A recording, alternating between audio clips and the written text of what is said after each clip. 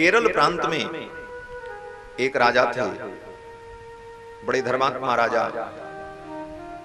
और परम तपस्वी महाराज। उनके एक संतान थी। संतान का नाम चंद्रहास, और श्री चंद्रहास जी महाराज भगवान के परम भक्त। 5 वर्ष की अवस्था में ही चंद्रहास जी के माता पिता की मृत्यु हो गई और परिवार के लोग इधर उधर हो गए और श्री चंद्रहास जी महाराज को उनकी धाय मां ने पाला। धाय मां ने पाला। विपत्ति देख करके धाय चंद्रहास जी को लेकर के एक दूसरे राज्य में चली आई और दूसरे राज्य में आकर के चंद्रहास का पालन पोषण किया। दूसरे राज्य में जो राजा था, उस राजा का मंत्री जो धृष्ट बुद्धि, उस धृष्ट बुद्धि नाम के मंत्री के घर में सेवा का काम करती वो धाय। और भगवान की ऐसी लीला कि 5 वर्ष के श्री चंद्रहास जी महाराज थे, उसी बीच वो धाय मां भी उसे छोड़ करके चली गई, वो भी मर गई। बचपन से ही भक्ति का संस्कार था चंद्रहास जी के अंदर। भगवान का स्मरण करते थे, भगवान का कीर्तन करते थे। एक दिन श्री चंद्रहास जी महाराज एकांत में बैठे भगवान का चिंतन कर रहे थे। उसी समय श्री नारद जी महाराज आए और नारद जी ने आकर के चंद्रहास जी को भगवत भक्ति का उपदेश किया, मंत्र का उपदेश किया। और श्री नारद जी महाराज ने चंद्रहास जी को एक शालग्राम भगवान की मूर्ति दे दी और कहा कि इन शालग्राम भगवान की नित्य सेवा किया करना, यही तुम्हारे भगवान हैं। इस प्रकार से श्री चंद्रहास जी महाराज भगवान की भक्ति में लग गए। और चंद्रहास जी महाराज धृष्ट बुद्धि के घर में रहते थे। वो धृष्ट बुद्धि मंत्री बड़ा दुष्ट था। एक दिन धृष्ट बुद्धि ने ब्राह्मणों का भोजन आयोजित किया। ब्राह्मणों के भोजन का आयोजन किया। सब ब्राह्मण लोग पधारे और ब्राह्मण जब भोजन कर रहे थे तो उस धृष्ट बुद्धि मंत्री ने उन ब्राह्मणों से पूछा कि मेरी बेटी जिसका नाम विषया है, इस कन्या को कैसा पति मिलेगा? तो श्री चंद्रहास जी वहीं खेल रहे थे। 5 वर्ष की अवस्था थी। ब्राह्मणों ने देखा, ब्राह्मणों ने कहा, मंत्री ये जो बालक खेल रहा है ना, यही तुम्हारी बेटी का पति होगा। धृष्ट बुद्धि को बड़ा बुरा लगा। धाय का बेटा, नौकरानी का बेटा मेरी बेटी का पति बनेगा? हृदय में बड़ा कष्ट हुआ। और मंत्री ने सोचा कि मेरी बेटी इसकी पत्नी बने, ये ठीक नहीं, लेकिन ये ब्राह्मणों की वाणी मिथ्या नहीं होगी, क्या करूं? उस धृष्ट बुद्धि ने 4-5 बधिकों को लगाया, हत्या करने वाले आदमियों को बुलाया और कहा, ले जाओ इस बालक को जंगल में ले जाकर के मार करके फेंक देना। बधिक लोग चंद्रहास जी को लेकर के जंगल में गए। चंद्रहास जी महाराज को नारद जी ने एक शालग्राम भगवान की प्रतिमा दी थी। शालग्राम की प्रतिमा आपने देखी होगी, मंदिरों में भगवान शालग्राम की पूजा होती है, काली काली बटिया होती है। तो चंद्रहास जी महाराज शालग्राम भगवान को धो लेते, धोने मतलब स्नान करा देते, और वही चरणामृत पी लें, और फिर कुछ भी खाने के लिए मिले तो भगवान को दिखा करके भोग लगा लें और फिर प्रसाद पा लें। और प्रसाद पाने के बाद शालिग्राम भगवान को रखते कहां थे? बोले डिब्बा में नहीं रखते थे, मंदिर उंदिर में नहीं रखे। क्यों? बोले घर और तो उनका कहीं था नहीं। चंद्रहास जी का बालक थे, दासी पुत्र थे, दिन भर खेलते कूदते रहते। तो शालिग्राम भगवान को क्या करें, तुलसी के पत्ता में लपेट करके अपने मुख के अंदर गाल में रख लेते थे। शालिग्राम भगवान को मुख में रख लेते थे और शालिग्राम भगवान को मुख में रख लें और जब कहीं फिर दूसरे दिन सेवा करनी हो तो फिर निकाल लें और निकाल करके धो धा करके सेवा हुआ करके फिर शालिग्राम भगवान को रख लें। शालिग्राम भगवान तो नित्य भगवान है, वो कभी अपवित्र होते नहीं, वो तो परम पवित्र हैं। तो ऐसी सेवा भगवान की। बधिक लोग जंगल में लेकर के गए और कहा कि तुम्हें मार दिया जाएगा। चंद्रहास जी ने सोचा मरना तो पड़ेगा ही, मृत्यु लोक है, आज नहीं तो कल, और मरते समय भगवान का स्मरण हो, भगवान की याद आ जाए तो मृत्यु सुधर जाती है। लेकिन भगवान की बड़ी कृपा हो तब अंतिम समय में भगवान की याद आती है। नहीं तो अंतिम समय में महाराज मोह व्यक्ति को ऐसा ग्रस लेता है कि बस नाती पोते लड़के बच्चे इन्हीं का स्मरण होता है और मरने के बाद व्यक्ति फिर उन्हीं के घर में किसी न किसी रूप में पैदा होता है। चंद्रहास जी ने सोचा भगवान का स्मरण हो, भगवान की सेवा कर लें और तब मेरी मृत्यु हो।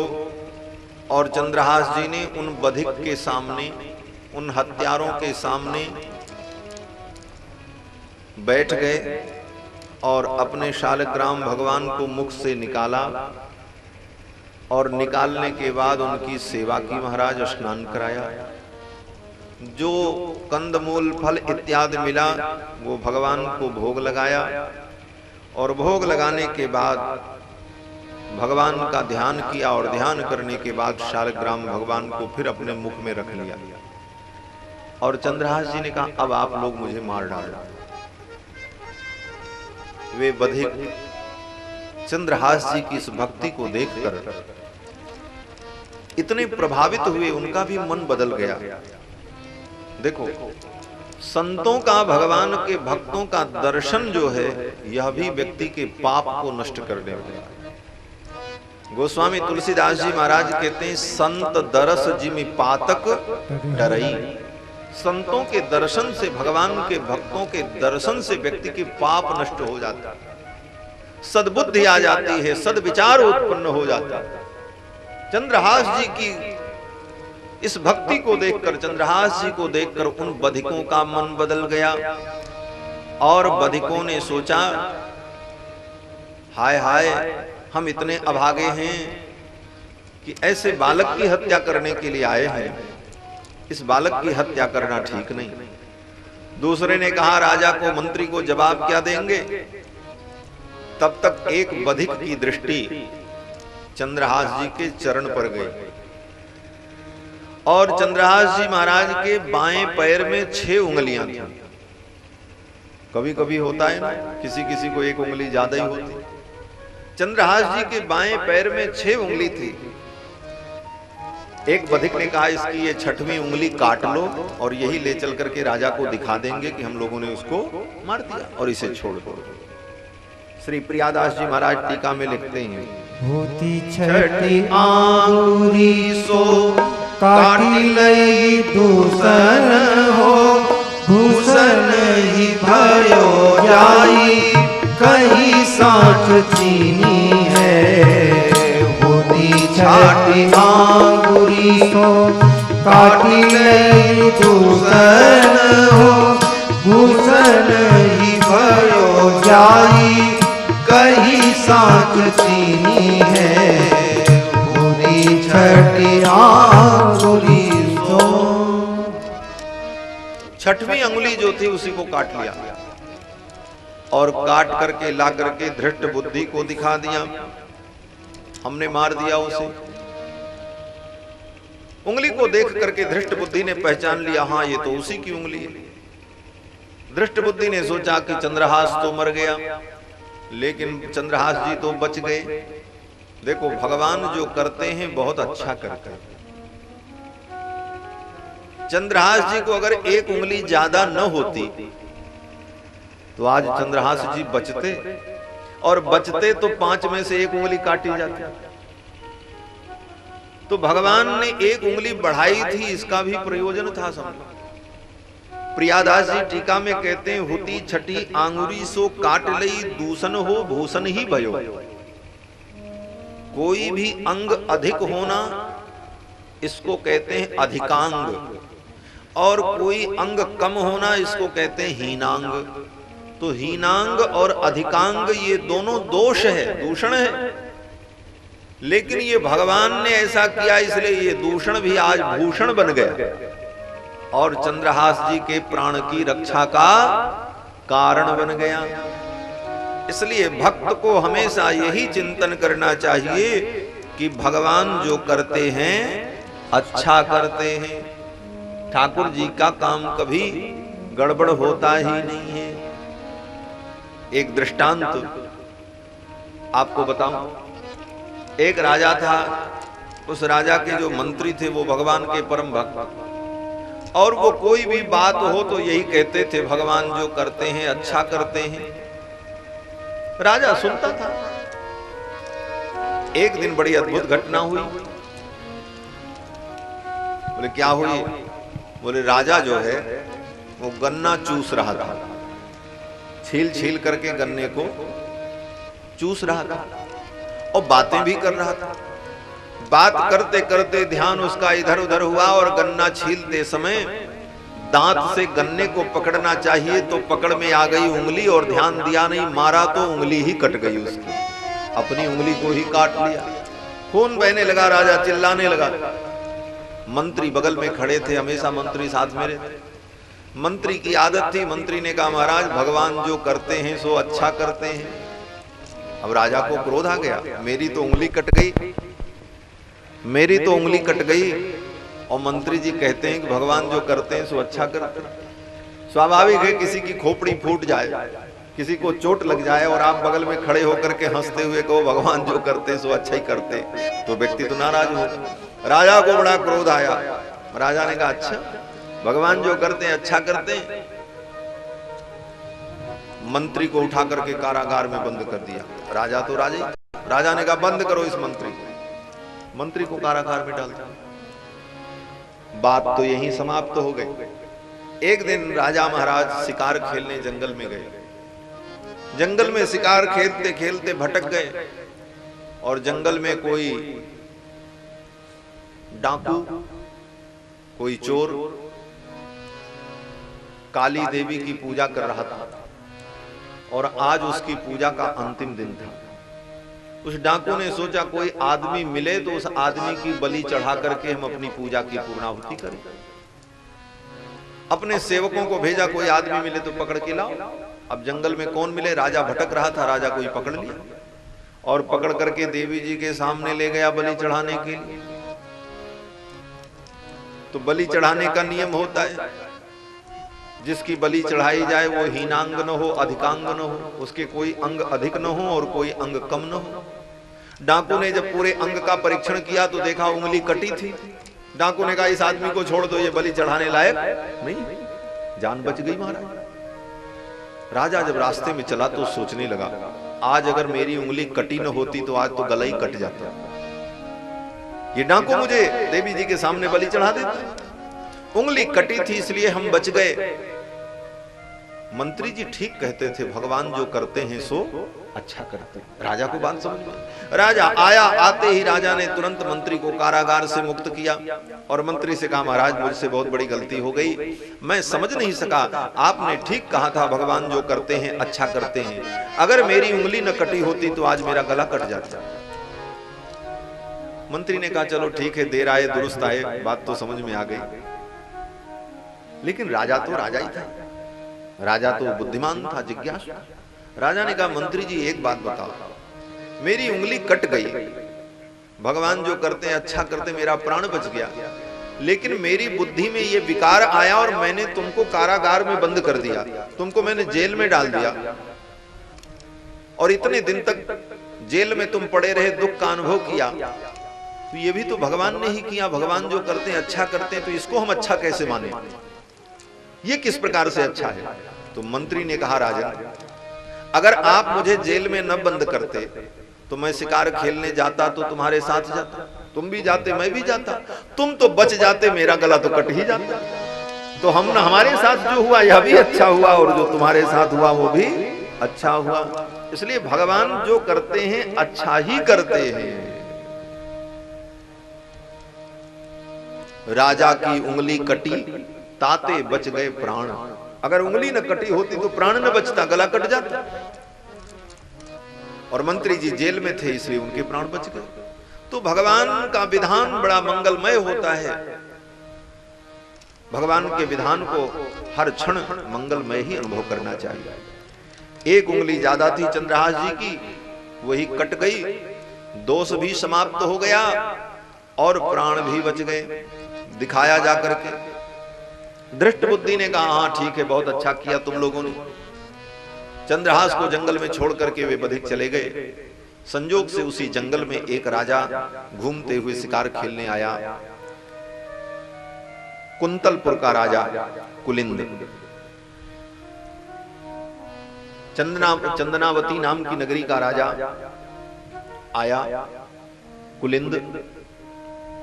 वो राजा छोटे नगर का राजा था और प्रतिवर्ष कुंतलपुर के राजा को कर देता था। उस राजा के कोई संतान नहीं थी। 5 वर्ष के बालक को देखा जंगल में अकेले, पूछा, परिचय पूछा। चंद्रहास जी ने कहा मेरे माता पिता भगवान ही, मेरा तो कोई नहीं संसार, भगवान ही मेरे सर्वस्व। राजा बड़ा प्रसन्न हुआ, गोद में उठा लिया। मेरे भी कोई संतान नहीं, इस बेटे को ही मैं अपना बेटा मान लेता हूं। राजा ने एक बड़ी अद्भुत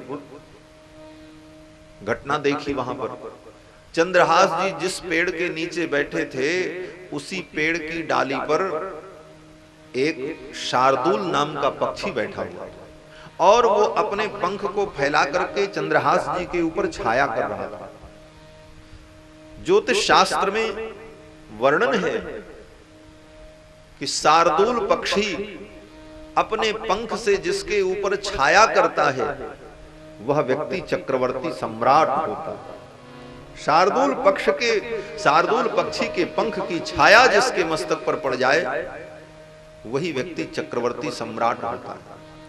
इसीलिए चक्रवर्ती सम्राट के मुकुट में शार्दूल पक्षी के पंख को लगाया जाता है। आपने देखा होगा राजाओं के मुकुट में एक पंख लगा होता है। अब आजकल तो पता नहीं किसका पंख लगा देते हैं, कबूतर का पंख है कि मुर्गे का पंख है भगवान जाने, रंग बिरंगा बना देते। दूल्हा जाता है ब्याह करने के लिए तो उसके भी उसमें टोपी में लगा देते हैं।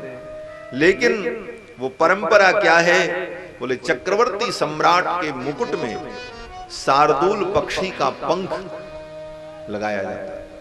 उसको सुरखाब कहते हैं। सुरखाब को ही शार्दूल कहा जाता है। बड़े बड़े सम्राट अपने मुकुट में सुरखाब के पर लगाते थे। तो सुरखाब पक्षी, शार्दूल पक्षी की छाया पड़ रही थी। राजा ने देखा, राजा जान गया कि ये बालक चक्रवर्ती सम्राट बनेगा और मेरे कोई पुत्र नहीं है, मैं इसी को गोद ले लूं। गोद में उठा लिया और राजा लेकर के आया। बड़े धूमधाम से चंद्रहास जी को अपनी गद्दी पर बैठा करके राज्याभिषेक कर दिया। चंद्रहास जी महाराज छोटे से नगर के राजा हो गए। इनके लक्षण बड़े दिव्य थे, भगवान के भक्त, चक्रवर्ती सम्राट होने का लक्षण था इनके अंदर। और ये राजा कुलिंद कुंतलपुर के राजा को कर देता था, लेकिन जो चक्रवर्ती सम्राट होता है वो किसी को कर नहीं देता। राजा बनने के बाद चंद्रहास जी ने कहा कि अब कुंतलपुर के राजा को हम लोग कर नहीं देंगे।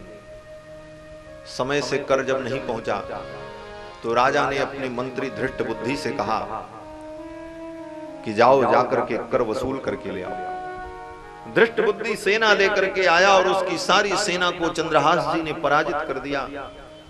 चंद्रहास को देख करके धृष्ट बुद्धि पहचान गया कि ये तो वही बालक है, अब मैं इसे मार भी नहीं पाऊंगा, ये तो राजा बन चुका है और सेना पराजित हो चुकी है। तो धृष्ट बुद्धि ने अपनी धृष्ट बुद्धि का प्रयोग किया नाम ही इसका धृष्ट बुद्धि। धृष्ट बुद्धि का मतलब जिसकी बुद्धि बड़ी धृष्ट हो।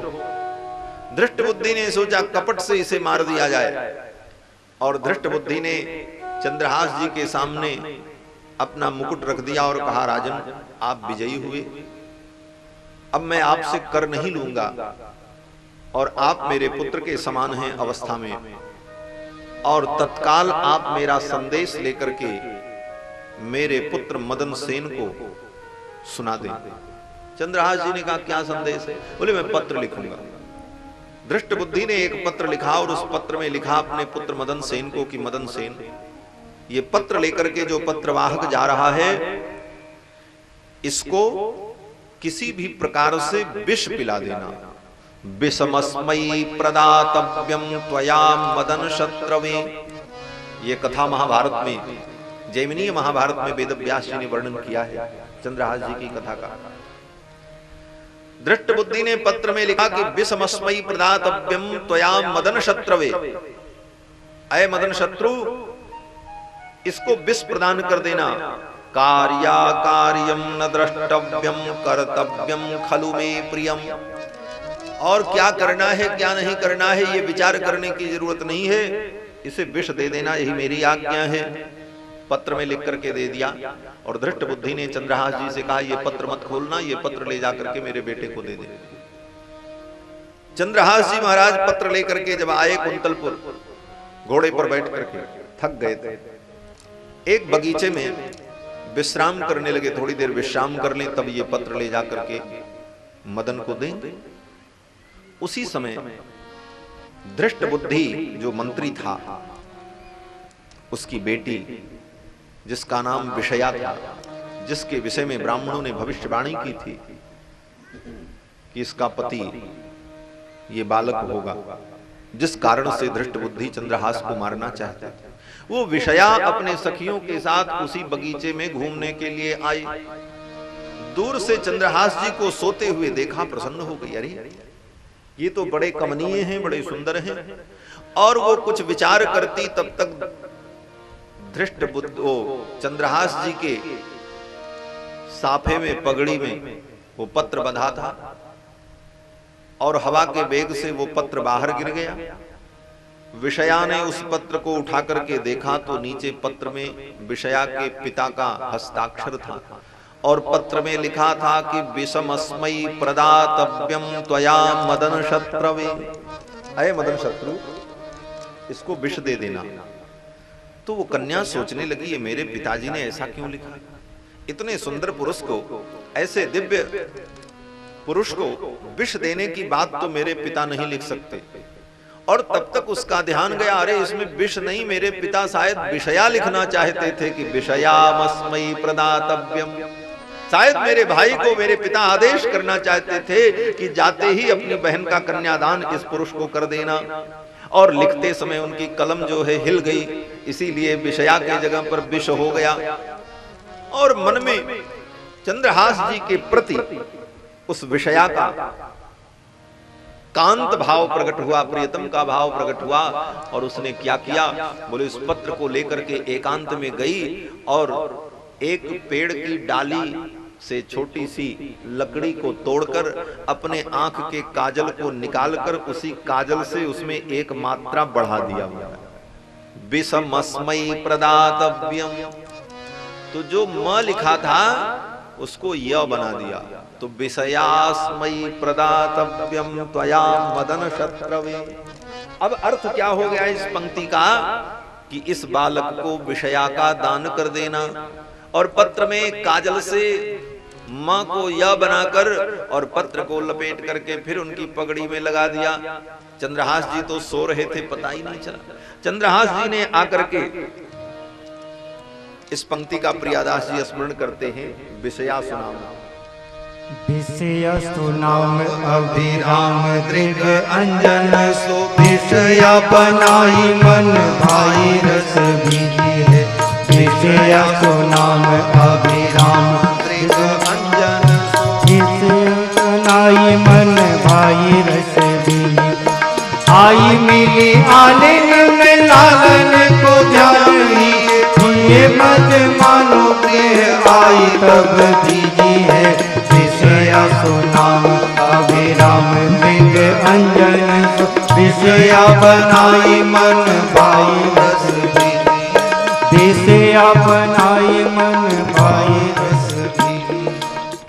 श्री प्रियादास जी महाराज जिन्होंने भक्तमाल की टीका लिखी है, इस कवित्त छंद में टीकाकार श्री प्रियादास जी महाराज कहते हैं कि विषया सुनाम अभिराम दृग अंजन सो, अपने दृग के अंजन से, अपने आंख के काजल से विष को विषया बना दिया। और पत्र जब मदन सेन को मिला तो मदन सेन बड़ा प्रसन्न हुआ और मदन सेन ने तुरंत योजना बनाई। मंत्री का बेटा था, किसी वस्तु की कमी नहीं, तुरंत सारी व्यवस्था हुई और चंद्रहास जी को अपनी बहन विषया का दान कर दिया, विवाह कर दिया। तब तक धृष्ट बुद्धि लौट करके आया तो धृष्ट बुद्धि ने देखा, अरे ये तो बड़ा अनर्थ हो गया, मैंने कहा था इसे विष देने के लिए और मेरे बेटे ने कन्यादान कर दिया, विषया का दान कर दिया। धृष्ट बुद्धि ने सोचा ऐसे दासी पुत्र के साथ मेरी बेटी रहे ये ठीक नहीं, मैं इसे मार डालूंगा। सलाह देने वाले लोगों ने कहा अब तो बेटी का ब्याह हो गया, तुम्हारी बेटी विधवा हो जाएगी। चंद्रहास मर जाएगा तो बेटी विधवा हो जाएगी। धृष्ट बुद्धि ने कहा मेरी बेटी विधवा हो जाए ये मुझे स्वीकार्य है, लेकिन मैं चंद्रहास के साथ अपनी बेटी को नहीं रहने दूंगा। प्रियादास जी कहते हैं बाँच आँच लागी मैं तो बड़ोई अभागी है, बाँची आँच लागी मैं तो बड़ोई अभागी है, मैं मारो मती पागी बेटी राण हूँ सुहाई है। बाँची आँच लागी मैं तो बड़ोई अभागी है, मारो मती पागी बेटी राण हूँ सुहाई है। बोली नीच जाति बात कही तुम जाओ मठ, आवे यहाँ को मारी डारो मोहे भाई है। बोली नीच जाति बात कही तुम जाओ मठ, आवे यहाँ को यारी डारो मोहे भाई। चंद्रहास जो शोभासो देवी पूजी आयो आज, मेरी कुल पूज सदा रीति चली आई है। चंद्रहास जो शोभासो देवी पूजे आयो आज, मेरी कुल पूज सदा रीति चली आई है। धृष्ट बुद्धि ने कहा मेरी बेटी विधवा हो जाए ये मुझे स्वीकार है, लेकिन चंद्रहास को मैं जीवित नहीं देख सकता। और फिर इस धृष्ट बुद्धि ने अपनी धृष्ट बुद्धि का उपयोग किया और धृष्ट बुद्धि ने चंद्रहास जी से कहा बहुत अच्छा हुआ, तुम मेरे जामाता बन गए, मेरे दामाद बन गए, एक रीति का पालन करो। बोले क्या रीति है? धृष्ट बुद्धि ने कहा मेरे नगर के बाहर एक मंदिर है, देवी का मंदिर, और परंपरा है कि जब ब्याह होता है तो ब्याह के बाद दुल्हा अकेले जाता है और जाकर के देवी का पूजन करता है। इस परंपरा का निर्वाह करो तुम भी। और धृष्ट बुद्धि ने हत्या करने वाले पुरुषों को मंदिर में बैठा दिया और कहा कि जब चंद्रहास वहां पूजा करने जाए तो वहीं इसकी हत्या कर देना। चंद्रहास जी महाराज परंपरा का निर्वाह करने के लिए, देवी का पूजन करने के लिए मंदिर की ओर चले, लेकिन भगवान की बड़ी अद्भुत कृपा, भगवान तो हर क्षण अपने भक्तों की रक्षा करते हैं। चंद्रहास जी मंदिर में पूजा करने जाते और उसके पहले इधर जो नगर का राजा था, कुंतलपुर का राजा, जिसका मंत्री धृष्ट बुद्धि था, राजा के भी कोई संतान नहीं थी, राजा की एक बेटी थी। राजा ने सोचा मैं भी अपनी बेटी का विवाह चंद्रहास के साथ कर दूं और अपने दामाद को ही अपना राज्य दे दूं, इससे सुंदर सौभाग्य और क्या होगा। और जीवन का कोई ठिकाना नहीं, जीवन कब समाप्त हो जाए, इसलिए तुरंत राजा ने निर्णय लिया और राजा ने मंत्री के पुत्र मदन सेन से कहा कि चंद्रहास को बुलाओ, आज ही मैं उसे अपने इस राज्य का राजा बनाऊंगा और कन्यादान करूंगा। ये समाचार सुनकर के मदन सेन बड़ा प्रसन्न हुआ।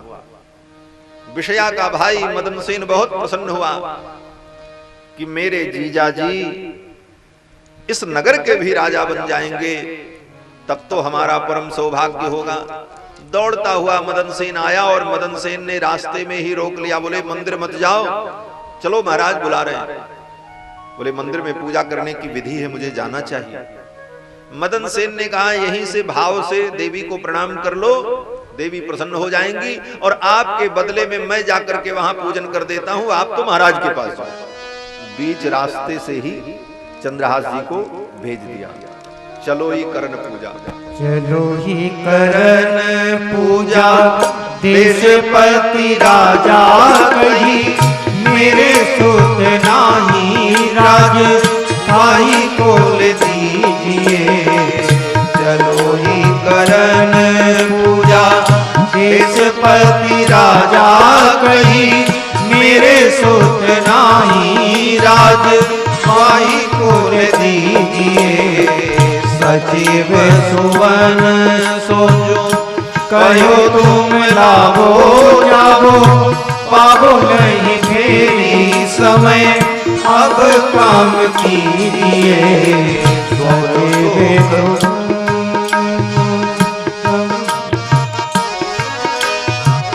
दौड़ो सो के पाई जाई, मगही में लियो जाई, दियो सो पठाई नृप रंग माही दिए।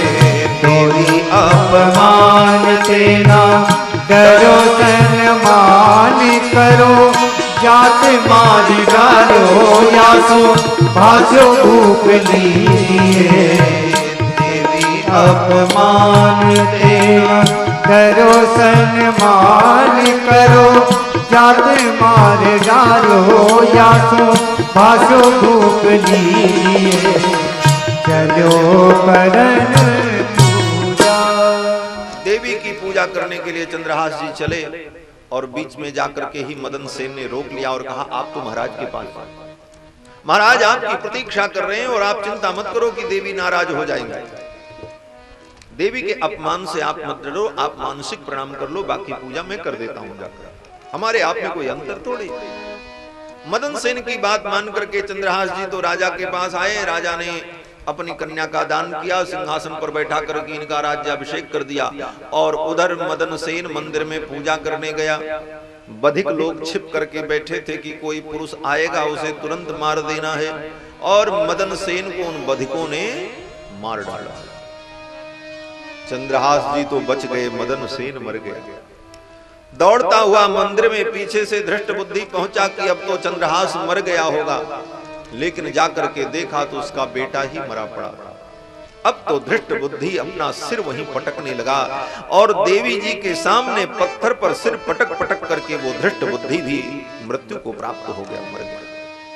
धृष्ट बुद्धि भी मर गया, उसका बेटा मदन सेन भी मर गया। ये सुन करके चंद्रहास जी दौड़े दौड़े मंदिर में आए और देवी के चरणों में प्रणाम करके प्रार्थना की, हे देवी आपने ऐसा क्यों किया, इन दोनों को आप जीवित कर दो।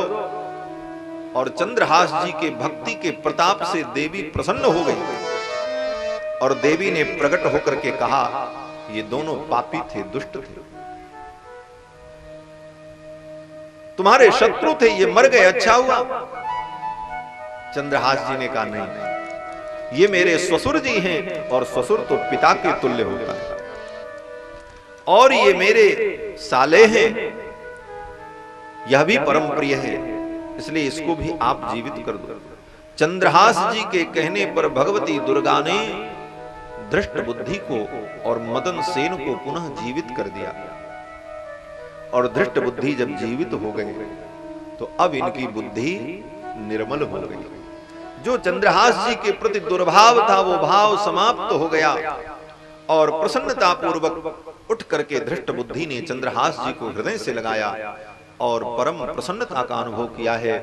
और फिर श्री चंद्रहास जी महाराज कुंतलपुर के राजा हो गए और धीरे धीरे इन्होंने अपने राज्य का विस्तार किया और श्री चंद्रहास जी महाराज चक्रवर्ती सम्राट हुए। भगवान के परम भक्त श्री चंद्रहास जी महाराज ने अपने भक्ति के प्रताप से पूरे राज्य को और राज्य की सारी प्रजा को